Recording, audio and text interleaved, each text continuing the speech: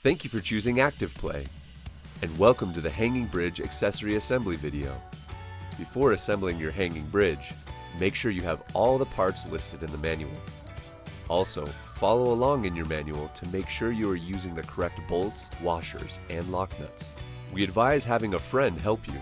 We know you probably have lots of friends, so this part should be pretty easy.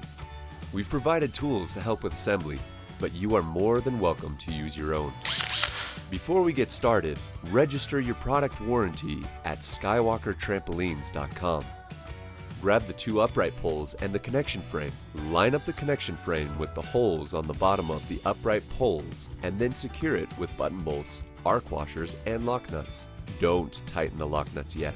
Now insert the U-tube into the two upright poles. Get a top frame.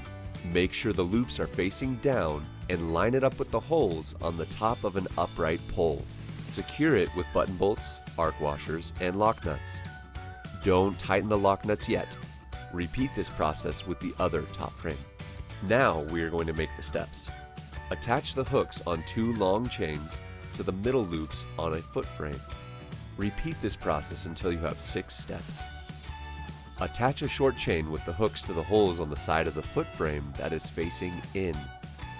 Do this with all of the short chains. Okay, now pick up one of the steps and attach the 2 short chains to the bottom holes on the 2 upright poles with hooks. Then attach the long chains to the first holes on the top frames.